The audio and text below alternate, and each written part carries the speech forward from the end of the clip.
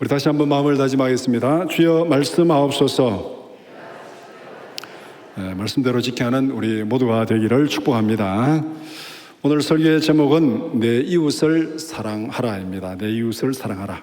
성경에서 워낙 많이 보고 들은 그런 말씀입니다.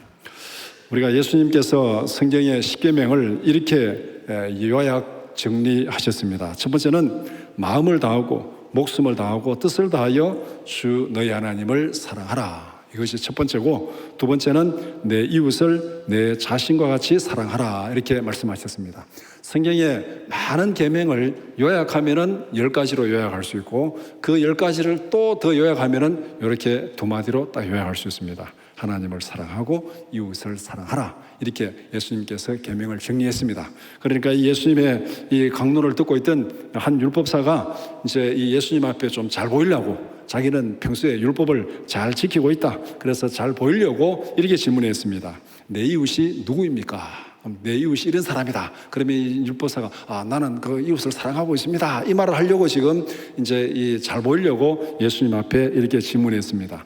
이 질문을 받은 예수님께서 어떤 답변을 하시냐면은 바로 선한 사마리아인의 비유를 들어서 설명합니다. 누가복음 10장에 기록된 말씀이죠. 어떤 사람이 예루살렘에서 여리고로 내려가다가 강도를 만나가지고 다 빼앗기고 맞아서 거의 죽게 돼가지고 길가에 버려져 있었다. 거기에 한 제사장도 지나가고 한 레위인도 지나가고 다 그냥 모른 척하고 지나갔는데, 이방인 사마리아 사람이 지나가다가 그 사람을 구출해가지고 그렇게 주마에 가서 치료해주고 그렇게 했다. 그래서 여기에서 누가 강도 만난 자의 이웃이 되겠느냐, 이렇게 예수님이 질문을 합니다. 여기서 율법교사는 누가 나의 이웃입니까? 이렇게 묻습니다. 내가 중심에 있고 누가 나의 이웃입니까? 이렇게 묻는데, 예수님의 답변은 누가 강도 만난 자의 이웃이 되겠느냐? 내가 아니고 내가 누구의 이웃이 되겠느냐? 이렇게 예수님이 질문하고 있습니다. 바로 핵심은 이것입니다. 우리가 이웃을 사랑하라 할 때 내가 사랑해야 될 이웃이 누군가 판단해가지고 이 사람은 아니야, 이 사람은 원수야, 이 사람 이렇게 우리는 판단해가지고 내가 걸러내는데, 성경의 핵심은, 예수님의 핵심은 그것이 아니라 누가 나의 이웃인가 판단하지 말고 내가 누구의 이웃이 되어줄 수 있느냐, 누구의 이웃이 되어줄 수 있느냐. 그러니까 누가 내 이웃이냐가 중요한 게 아니고 내가 누구의 이웃이 되어주느냐, 그것이 중요한 것입니다. 그래서 우리가 정말 다른 사람의, 주위에 있는 사람의 진정한 이웃이 되어주는 것, 그 강도 만나서 죽어가는 그 사람의 이웃이 되어주는 사람, 그 사람이 진짜 이웃을 사랑하는 사람이다, 그렇게 예수님께서 설명하셨습니다. 오늘 함께 읽은 신명기 5장 16절에서 21절은 십계명의 두 번째 돌판입니다. 내 이웃을 내 자신과 같이 사랑하라, 이 말씀입니다. 부모 공경에서부터 시작해가지고 살인, 간음, 도둑질, 거짓 증거, 탐심으로 마무리되는 이 내용이 지금 5번째부터 10번째까지 계명입니다. 신명기 5장 16절에서 21절을 두 부분으로 나눠서 함께 살펴보고자 합니다. 첫 번째는 부모를 공경하라, 16절 말씀. 두 번째는 이웃을 사랑하라, 17절에서 21절 말씀입니다. 첫 번째 달라, 부모를 공경하라. 16절은 이웃 사랑의 출발을 부모를 공경하라는 계명으로 시작을 합니다. 첫 번째는 모든 인간관계를 규정하는 출발점을 말씀하고 있는데, 16절의 내용은 모든 인간관계는 부모를 공경하는 것으로 시작된다, 그렇게 말씀하고 있습니다. 그 이유가 뭐냐면은 하나님이 만드신 가장 기초적인 공동체는 가정입니다. 이게 이웃을 사랑한다는 것은, 이웃이 뭡니까? 일단 나와 너와의 관계가 성립이 돼야 이웃이 있는 거잖아요. 나만 있으면 이웃이 없습니다. 나와 너와의 관계가 성립이 돼야 되는데, 인간이 이 땅에 태어나면서 최초로 나와 너와의 관계가 형성되는 게 부모잖아요. 태어나면은 나 말고 누가 있습니까? 부모가 있습니다. 나와 너와의 관계가 형성되는 최초의 공동체가 가정입니다. 그래서 가정은 개인의 성장, 인격 형성, 사회적 발달, 이 모든 것 다 가정에서 이루어집니다. 그래서 가정에서의 관계가 모든 사회적 관계의 기초가 된다는 것입니다. 이 모든 과정에서 중심적인 역할을 하는 주체가 누굽니까? 부모입니다. 부모가 이 모든 과정에 아이 한 생명의 탄생, 인격의 성장, 사회적 관계 형성 이 모든 것에 주체가라는 것이 부모이기 때문에 한 생명이 태어나서 온전한 인간으로 살아가기 위해서는 부모에게 절대적으로 의존할 수밖에 없는, 그러니까 부모를 공경하라 그렇게 말씀하고 있습니다. 그래서 이런 면에서 부모에 대한 공경은 단순히 권위에 순종하는 것 이상입니다. 하나님이 창조하신 창조 질서에 대한 존중입니다. 하나님께서 인간을 만드시고 가정을 만드시고 생명을 태어나게 하신 이 모든 하나님의 창조 질서가 바로 세워지게 하는 그것이 바로 부모에 대한 공경입니다. 하나님의 주권에 대한 순종을 인간관계에 적용하는 출발점이 바로 5계명, 부모에 대한 공경. 지금까지 4계명까지는 하나님을 공경하고 사랑하라. 그 다음에 뒤에는 이웃을 사랑하라는데 연결고리가 5계명입니다. 그래서 10계명을 분류할 때 어떤 사람들은 5계명을 첫 번째 돌판에 분류합니다. 하나님을 사랑하는 데 분류하기도 하고, 그 다음에 어떤 사람은 두 번째 돌판에 이웃을 사랑하는 데 분류하기도 하고, 이 5계명은 양쪽에 다 가능합니다. 관점에 따라서. 이건 뭐냐면은 하나님을 사랑하는 것이 이웃에게 적용되는, 인간에게 적용되는 그 연결고리가 바로 5계명, 부모를 공경하라, 여기에 해당됩니다. 부모의 권위는 하나님의 대리자로 주어진 권위입니다. 왜 이게 첫 번째 돌판에 소속될 수도 있지 않으면은 부모의 권위는 하나님의 대리자, 하나님의 권위와 동등하다. 대리자의 권위로 좋기 때문에. 왜냐하면은 부모는 이 땅의 육체적 생명의 전달자입니다. 모든 생명은 하나님이 창조하셨습니다. 그러면은 이 하나님이 창조하신 생명이 이 땅에 존재하기 위해서는 누구를 통해서? 하나님의 대리자인 부모를 통해서 이 땅에 존재하니까 부모는 하나님의 대리자라는 것이죠. 그 다음에 부모는 하나님의 계시의 전달자입니다. 믿음의 전달자입니다. 부모를 통해서 하나님의 계시를 배우게 되고 계시를 전달받고, 그러니까 하나님께서 부모에게 계시를 주고 그 계시의 말씀이 부모를 통해서 자녀들이 가르쳐지니까 바로 이 믿음의 전수가 부모를 통해서 자녀들이 이루어지는 것. 이렇게 보면은 부모를 통해서 육체적인 생명이 이 땅에 존재하게 되고 부모를 통해서 영적인 생명이 이 땅에 존재하게 되니까 부모는 하나님의 생명, 육체적 생명, 영적 생명이 이 땅에 존재하는 하나님의 도구로서, 하나님의 대리자로 이 땅에 존재하게 된다는 것입니다. 어떻게 이 하나님의 계시의 전달자로서 부모 역할을 잘 감당하는가? 성경에 많이 말씀하고 있는데 가장 핵심적인 것이 신명기 6장 4절에서 9절 말씀입니다. 우리 한번 같이 보겠습니다. 이스라엘아 들으라, 우리 하나님 여호와는 오직 유일한 여호와이시니 너는 마음을 다하고 뜻을 다하고 힘을 다하여 내 하나님 여호와를 사랑하라. 오늘 내가 내게 명하는 이 말씀을 너는 마음에 새기고 내 자녀에게 부지런히 가르치며 집에 앉았을 때든지 길을 갈 때든지 누워있을 때든지 일어날 때든지 이 말씀을 강론할 것이며 너는 또 그것을 내 손목에 메어 기호를 삼으며 내 미간에 붙여 표로 삼고 또 내 집 문설주와 바깥문에 기록할지니라. 이게 지금 부모의 역할입니다. 자식에 대한 부모의 역할. 그러니까 앞에 이스라엘아 들으라, 우리 하나님 여호와는 오직 유일한 여호와시니 너는 마음을 다하고 뜻을 다하고 힘을 다하여 내 하나님 여호와를 사랑하라. 이 계명을 하나님이 주셨어요. 계시를 주신 것이요. 그러면 이 계명을 받은 부모는 어떻게 되는 겁니까? 이 7절부터 내 자녀에게 부지런히 가르치라. 집에 앉았을 때든지 길을 갈 때든지 누웠을 때든지 일어날 때든지 그 다음에 문설주에 붙이고 손목에 붙이고 미간에 붙이고 자녀에게 부지런히 가르치라. 이것이 지금 부모가 할 일이다. 그래서 이 믿음을 자녀들에게 전수하는 것이 부모의 역할. 이거 누가 할 것을 지금 부모가 대신합니까? 하나님이 하실 일을 부모가 대신하는 거예요. 그러니까 부모는 하나님의 대리자의 권위가 되는 것입니다. 그래서 모든 인간관계를 규정하는 인간관계의 출발점은 부모를 공경하는 것으로부터 시작된다. 그렇게 정리하고 있습니다. 그 다음에 두 번째는 부모를 공경하라는 명령에는 특별한 약속이 뒤에 수반됩니다. 16절에 부모를 공경하라는 명령은 하나님의 복, 상급이 약속되어 있는데 왜 이렇게 상급을 주면서까지 하나님께서 이렇게 하는지, 무엇을 지금 약속하고 있습니까? 내게 준 땅에서 내 생명이 길고 복을 누리리라. 내게 준 땅에서 하나님이 우리에게 모든 환경을 주셨고 땅도 주셨고 모든 여건을 주셨습니다. 그 땅에서 하나님이 창조하신 세상 속에서 내 생명이 길고 내가 복을 누리리라. 이 생명이 길어진다는 것은 장수의 복을 얘기합니다. 단순히 그냥 오래 사는 것 의미가 아니라 하나님께서 건강하고 의미 있는 삶을 지켜주겠다.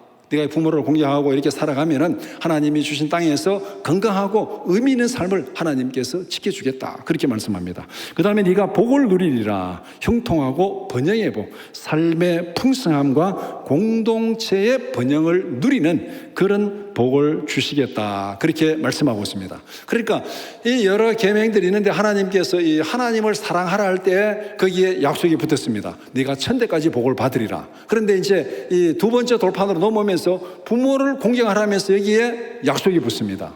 다른 데는 약속이 안 붙어요. 부모를 공경할 때 약속이 붙습니다. 그래서 에베소서 6장 2절 3절에서는 이것이 바로 가정과 공동체 전체에 주어지는 약속 있는 첫 계명이라 그렇게 말씀합니다. 에베소서 6장 보겠습니다. 내 아버지와 어머니를 공경하라. 이것은 약속 있는 첫 계명이니 이로써 내가 잘되고 땅에서 장수하리라. 똑같은 거죠. 부모를 공경하라. 그러면 네가 잘되고 땅에서 장수하리라. 이거는 뭐 성경을 떠나서 일반 상식 속에서도 이거는 분명히 맞는 말이지요. 부모를 무시하고 부모를 막 저주하고 가정에 끼어지고 그래가지고 잘 되는 인생이 얼마나 되겠습니까? 가정이 화목하고 부모의 권위가 바로 세워지고 그러면은 내가 장수하고 내가 잘 되리라 그렇게 말씀합니다.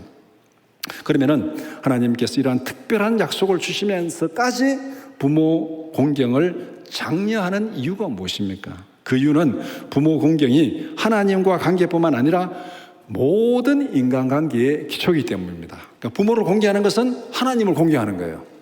부모를 공경하는 것은 모든 인간관계의 출발입니다. 부모 밑에서 잘 배우고 예의범죄를 잘 배워야 밖에 나가서도 인간구실하는 거예요. 그거 잘못 배우면은 인간구실 못하는 거예요. 예를 들어서 예전에 어릴 때 뭐 그런 얘기를 많이 합니다. 이제 한국 사람들 술을 많이 마시잖아요. 그러니까 술을 마시면은 굉장히 술버릇 안 좋은 사람이 있잖아요. 뭐 구세를 한다거나 그래서 술 마시면 하여튼 개판되는 사람이 있어요. 그럴 때 어른들이 그런 얘기하죠. 술버릇 잘못 배워가지고 저리 되는 거다. 술버릇이 바로 하기 위해서는 술을 누구에게 배워야 된다 그럽니까? 부모에게 배워야 된다. 술은 아버지 밑에서 배워야 된다. 아버지 밑에서 술을 배워야 이 술을 마셔도 행동을 바로 한다. 이렇게 말할 정도로 이게 부모의 교육이 그만큼 중요하다는 거예요. 그러니까 우리가 앞에 성경에서는 앞에 신명기 6장을 얘기하면서 부모가 어떻게 가르치자 쭉 얘기했지만 한국의 유교적인 전통에서는 이 자식이 이 사람이 나와서 제대로 인간 구실하려고 그러면 부모에게 제대로 배우고 예의범죄를 배우고 술버릇까지도 부모에게 배워야 인간구실한다. 그렇게 말할 정도로 모든 인간관계의 출발은 부모와의 관계에서 시작되는 것입니다. 그래서 부모의 권위가 무너지면은 믿음과 가정과 사회의 질서 전체가 다 무너지기 때문에 하나님께서 부모를 공경하라 할 때는 거기에 상급을 약속하면서까지 네가 장수하고 네가 복되고 잘 되리라. 그러니까 부모 공경하라. 이렇게 하나님께서 이 상급을 줘가면서까지 장려하는 이유가 부모를 공경하는 것이 하나님을 공경하는 것이고 부모를 공경하는 것이 이웃을 사랑하는 출발이 되기 때문에 그렇게 말씀하고 있습니다. 그러면은 우리가 오늘날 실제 생활에서 그러면 부모를 공경하는 구체적인 행동이 무엇인가? 이걸 길게 설명하려면 또 많이 되겠지만은 첫 번째는 부모 존재에 대한 존중입니다. 부모가 잘났건 못났건 부모 존재에 대해서 존중하는 것. 어쨌든 부모가 뭐 잘났건 못났건 우리가 뭐 흙수저를 물고 났다, 금수저를 물고 났다, 뭐 부모가 뭐 능력이 있건 없건 권세가 있건 없건 그거 떠나서 부모는 부모라는 그 존재 자체로 당연히 존중을 받아야 됩니다. 그 다음에는 가르침과 권위에 대한 순종입니다. 부모가 자식을 가르치는 것. 그 권위에 대해서 우리는 순종해야 됩니다. 앞에서 신명기에서 말한 이유가 바로 그거잖아요. 하나님께서 부모에게 계시를 주시고 부모는 하나님의 대리자로서 자녀들에게 그 말씀을 진리의 말씀을 가르칠 때 그 말씀에 불순종하고 거역하는 자는 신명기 모세오경에 보면은 그런 자식은 끌어내어서 돌로 쳐 죽이라 그랬습니다. 성 밖에 끌어내서 돌로 쳐 죽이라. 그만큼 부모의 권위를 엄중하게 말씀하고 있습니다. 왜? 부모의 권위는 하나님을 대신하는 권위이기 때문에. 그래서 부모의 가르침과 권위에 순종하라. 그 다음에 세 번째는 돌봄과 필요를 충족시켜주라. 이거는 이제 부모가 나이가 들어서 노년이 되었을 때 자식이 부모를 돌보고 그 다음에 그 필요를 채워주는 것. 이 부분은 오늘날 또 사회 환경이 많이 변해가지고 여러 가지 실제 행체들이 많이 달라지고 있습니다. 예전에는 당연히 부모가 늙으면은 자식이 다 집에서 모시고 돌봐줬는데 요새는 사회 환경이 그렇지 못한 경우들이 많이 있잖아요. 다른 형태로 이제 뭐 다 변하고 있는데 그렇다 손 치더라도 자식에 대한 이 부모를 돌보는 것, 필요를 채워주는 것, 이거는 의무가 면제되지 않습니다. 사회가 그 일을 감당해야 하지만은 그럼에도 불구하고 자식이 해야 될 부분은 또 당연히 그 일을 해야 되는 거예요. 부모를 돌본다는 것은 단순히 물질적인 돌봄뿐만 아니라 정신적인 돌봄, 이 모든 거 다 포함되는 거예요. 그러니까 정신적인, 정서적인 돌봄 포함해서 우리가 부모가 나이가 들었을 때 거기에 대한 돌봄과 필요를 충족시켜주는 사회가 할 일은 사회가 하고 자식이 할 일은 당연히 자식이 하는 그것을 말씀하고 있습니다. 이것이 바로 부모를 공경하라. 부모를 공경하는 것이 모든 인간관계 이웃을 사랑하는 것의 출발점이다. 그렇게 시작을 하고 있습니다. 그 다음에 두 번째 단락은 이웃을 사랑하라 그렇게 말씀합니다. 17절에서 21절은 가정의 울타리를 넘어서 이웃에 대한 계명을 말씀하고 있습니다. 첫 번째는 이웃을 사랑하는 행동의 근본적 출발점을 말씀합니다. 17절에 모든 인간관계의 출발은 생명을 살리는 겁니다. 인간관계가 생명이 죽어버리면은 인간관계가 끼어지는 거죠. 그러니까 모든 인간관계의 출발점은 생명을 살리는 것. 이거는 뭐 너무나도 당연한 거죠. 그래서 이웃 사랑의 출발점은 이웃의 생명을 존중하는 것입니다. 이웃의 생명을 존중하는 것. 그러니까 살인하지 말라 이 말, 이웃의 생명을 존중하는 것인데 왜 우리가 이웃의 생명을 존중해야 되는가? 그 이유를 우리는 성경에서 분명히 짚어서 기억하고 있어야 됩니다. 하나님은 인간을 자기 형상대로 창조하셨습니다. 창세기 1장 27절 같이 보겠습니다. 하나님이 자기 형상 곧 하나님의 형상대로 사람을 창조하시되 남자와 여자를 창조하시고, 하나님께서 이 우주 만물을 창조하시고 이 안에 있는 모든 동물들, 모든 생물들을 창조했는데 그 중에서 하나님의 형상대로 창조한 것은 인간밖에 없습니다. 다른 어떤 것도 하나님의 형상대로 만들지 않았습니다. 인간만 하나님의 형상대로 창조했습니다. 하나님의 형상대로 창조됐다는 것은 인간에게는 하나님이 인정하는 가치가 있다는 거예요. 하나님이 거기에 도장을 딱 찍어준 가치가 있습니다. 그렇기 때문에 이 하나님이 인정하는 가치가 침해받을 때는 누가 침해받냐면은 하나님이 침해를 받는 거예요. 하나님이 이 가치를 인정했는데 그걸 무시하는 것은 하나님을 무시하는 게 되는 겁니다. 그렇기 때문에 인간에게는 하나님이 인정하는 중요한 가치가 있는데 그것을 창세기 9장 6절에 이렇게 말씀합니다. 같이 보겠습니다. 다른 사람의 피를 흘리면 그 사람의 피도 흘릴 것이니 이는 하나님이 자기 형상대로 사람을 지으셨습니다. 쉽게 얘기하면은 사람을 죽이면은 그 사람도 죽어야 돼요. 책임을 물어 죽여야 돼요. 왜? 하나님의 형상이 그 안에 있기 때문에. 사람을 죽이는 것은 하나님의 형상을 파괴한 것이기 때문에 하나님이 그 사람의 책임을 물어서 그 사람도 죽인다는 거예요. 그런데 이 문맥이 중요한 거예요. 이 창세기 9장 6절은 어떤 상황이냐면은 이제 홍수가 끝나고 하나님께서 사람들에게 육식을 허용한 겁니다. 동물을 잡아서 먹을 수도 있다. 육식을 허용한 거예요. 그러니까 생명을 죽이는 거예요. 소를 잡아서 먹는 거예요. 그다음 돼지를 잡아서 먹는 거예요. 육식을 허용하는 생명을 죽여서 먹는데 그러면은 소를 잡아 먹는 거나 사람을 잡아 먹는 거나 뭔 차이가 있느냐? 이렇게 지금 질문이 생길 수도 있습니다. 어차피 생명을 죽여서 먹는 거니까. 그러면 여기에 굉장히 심각한 문제가 발생할 수 있는 거예요. 그런데 하나님이 여기서 동물과 사람 사이에 분명한 경계를 딱 정해 줍니다. 동물에는 하나님 형상이 없습니다. 그래서 그것을 잡아 먹을 수 있다 허용했어요. 그런데 그렇다고 해가지고 인간을 죽이는 것은 절대 금합니다. 왜? 거기에는 하나님의 형상이 있기 때문에.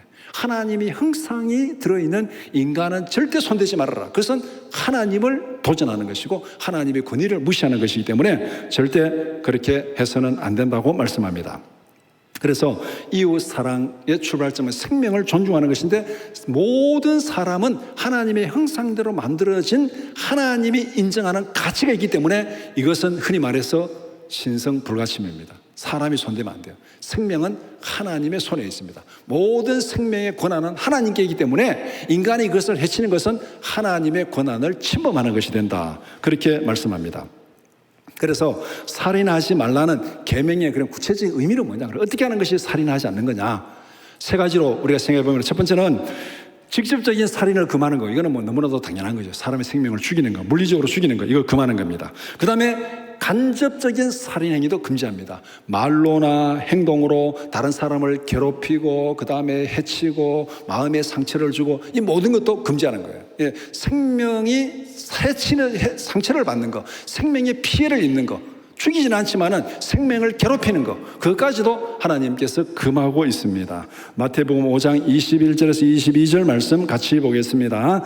옛 사람에게 말한 바 살인하지 말라. 누구든지 살인하면 심판을 받게 되리라 하였다는 것을 너희가 들었으나 나는 너희에게 이르노니 형제에게 노하는 자마다 심판을 받게 되고 형제를 대하여 라가라 하는 자는 공의에 잡혀가게 되고 미련한 놈이라 하는 자는 지옥불에 들어가게 되리라.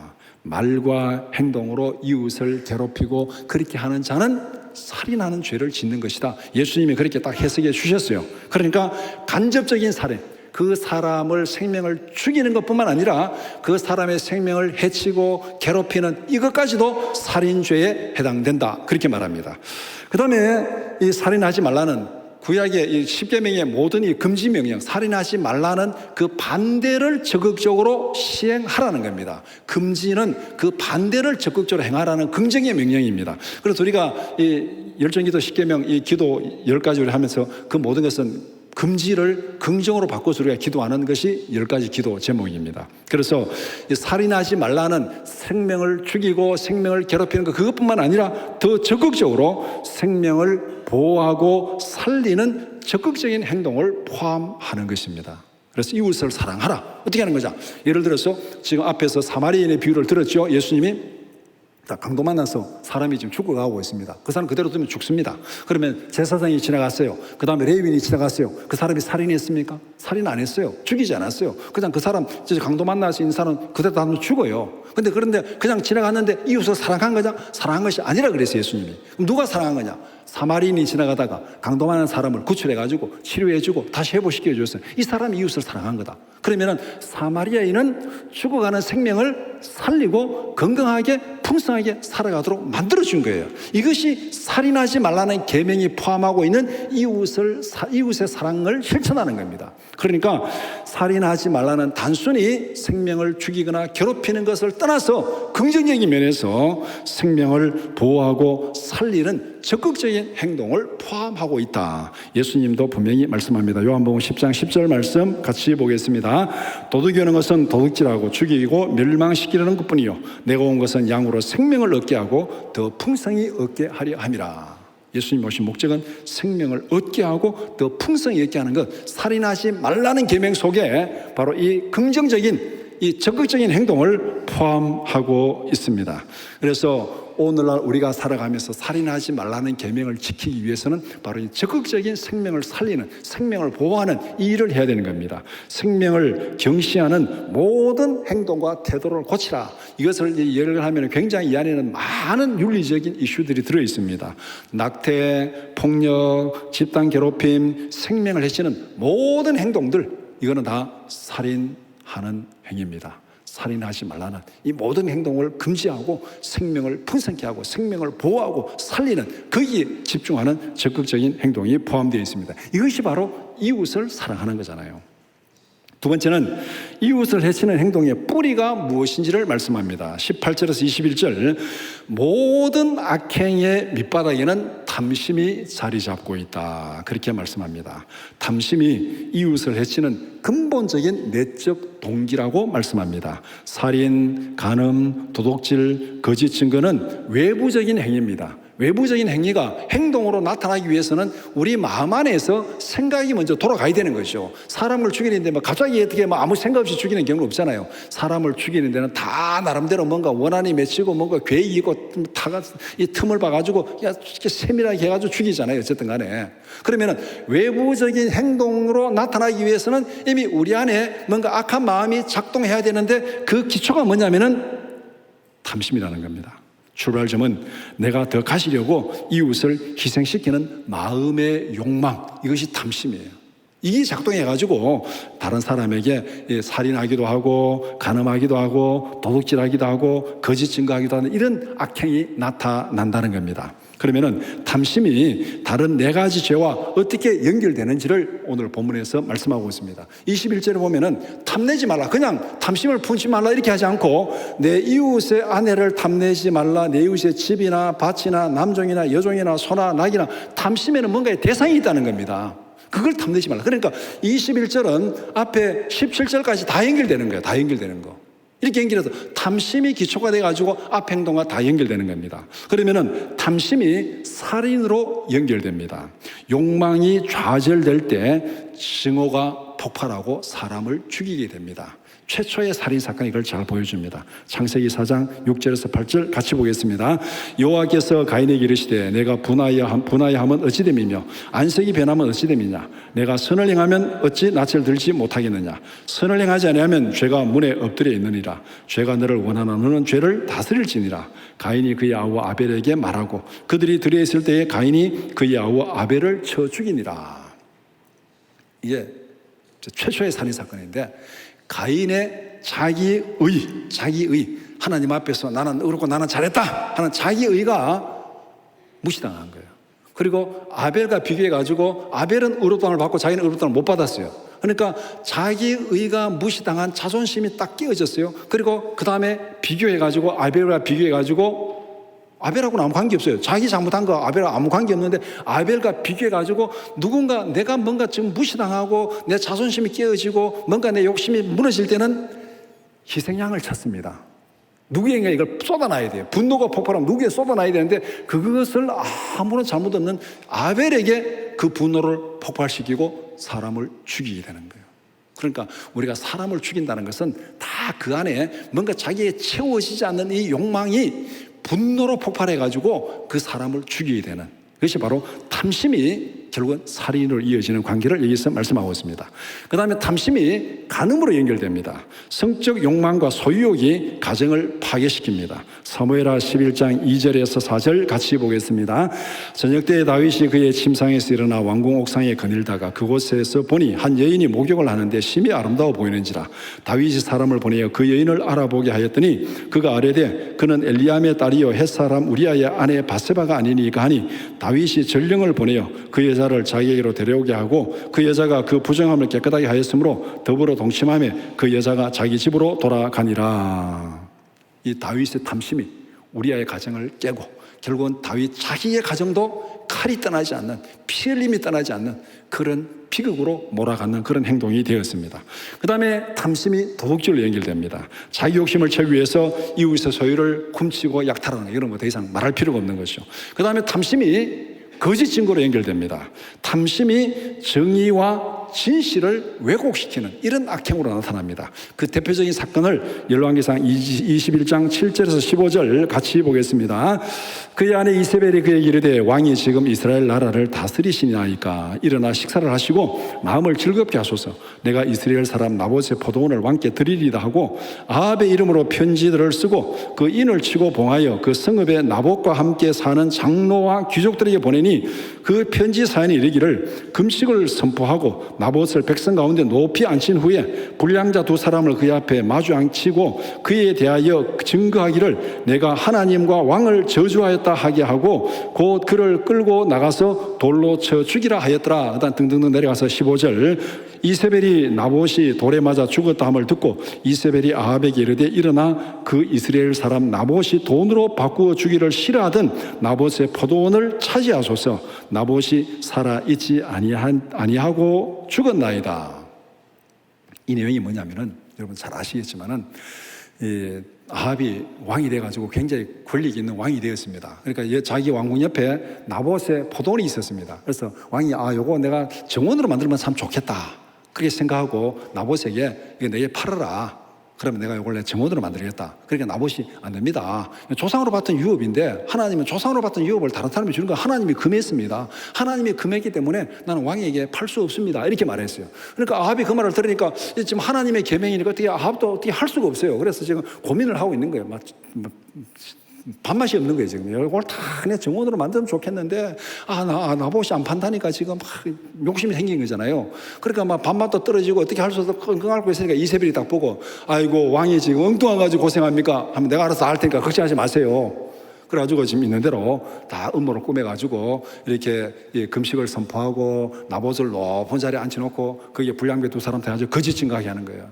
이 사람이 하나님을 저주하고 왕을 저주했다. 그러니까 사람들이 막 끌어내다 나봇을 죽여버렸습니다. 그러니까 나봇은 아무런 죄도 없이 거기서 죽음을 당한 거예요. 그리고 나봇이 죽은 다음에 이세벨이 아합에게 얘기합니다. 나봇 죽었다. 이제 가서 이제 취해라. 그래서 그 밭을 취한 사건.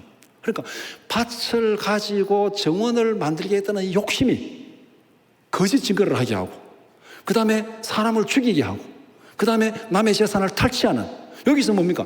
탐심이 살인으로 연결되고, 탐심이 강도짓으로 연결되고, 탐심이 거짓 증거로 연결되고, 탐심이 앞에 있는 모든 죄로 연결되는 결정판이 바로 이 나봇 사건입니다.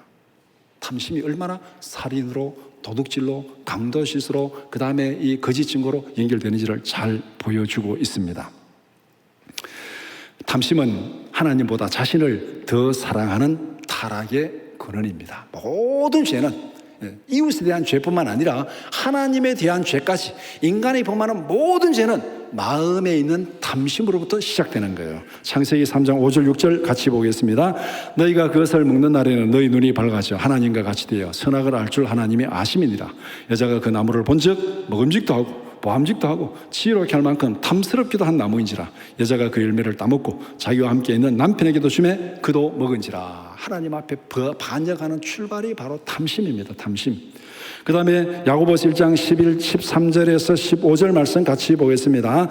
사람이 시험을 받을 때에 내가 하나님께 시험을 받는다 하지 말지니 하나님은 악에게 시험을 받지도 아니하고 친히 아무도 시험하지 아니하시느니라. 오직 각 사람이 시험을 받는 것은 자기 욕심에 이끌려 미혹됨이니 욕심이 잉태한 즉 죄를 낳고 죄가 장세한 즉 사망을 낳느니라. 모든 것이 탐심에서 시작되는 것이다. 그렇게 말씀합니다. 그래서 이웃을 해치는, 사랑하지 못하는 그 모든 출발점은 내 안에 있는 이기적인 욕심이 하나님께 반역하게 만들고 이기적인 욕심이 이웃을 해치게 만드는 그 출발점이다. 그렇게 말씀합니다. 말씀을 정리해 봅시다. 하나님이 세우신 권위와 질서를 존중하라. 부모는 이 세상에서 하나님의 대리자입니다. 부모를 공경하는 것은 모든 인간관계의 출발점입니다. 부모의 권위는 하나님과 인간의 관계를 연결하는 연결고리입니다. 그래서 부모를 공경하는 것이 하나님을 공경하는 것이고, 부모를 공경하는 것이 이웃을 사랑하는 것의 출발점이다. 그렇게 말씀합니다. 두 번째는 하나님이 창조하신 이웃의 생명과 권리를 침해하지 말라. 생명, 가정, 소유, 공동체의 진실함, 이 모든 것을 지키라. 이것이 바로 이웃의 생명을 풍성케 하고 보존해 주는 것, 이웃의 생명을 보존해 주라. 이것이 이웃을 사랑하는 것입니다. 이 모든 일을 실천하기 위해서는 무엇보다도 마음의 탐심을 다스려라. 탐심은 모든 죄악의 뿌리입니다. 하나님의 주권을 인정하고 항상 자족할 줄 아는 삶을 훈련해야 됩니다. 탐심을 버리고 이웃을 사랑하는 것이 모든 율법의 완성입니다. 이 말씀을 로마서 13장에서 이렇게 정리하고 있습니다. 13장 8절에서 10절 같이 보겠습니다. 피차 사랑의 빛 외에는 아무에게든지 아무 빛도 지지 말라. 남을 사랑하는 자는 율법을 다 이루었느니라. 간음하지 말라, 살인하지 말라, 도둑질하지 말라, 탐내지 말라 한 것과 그 외에 다른 계명이 있을지라도 내 이웃을 내 자신과 같이 사랑하라 하신 그 말씀 가운데 다 들었느니라. 사랑은 이웃에게 악을 행하지 아니하나니 그러므로 사랑은 율법의 완성이니라. 그러니까 모든 탐심이 모든 죄의 출발점이라면은 사랑은 모든 율법의 완성입니다. 그러면은 우리 마음에서 탐심을 제거하고 하나님이 부어주시는 사랑으로 충만하게 채울 때 우리가 하나님을 사랑하고 이웃을 사랑하는 삶을 살 수가 있습니다. 그래서 우리가 성령 안에서 하나님을 사랑하고 이웃을 사랑하는 우리 모든 성도들이 되기를 주님의 이름으로 축원합니다.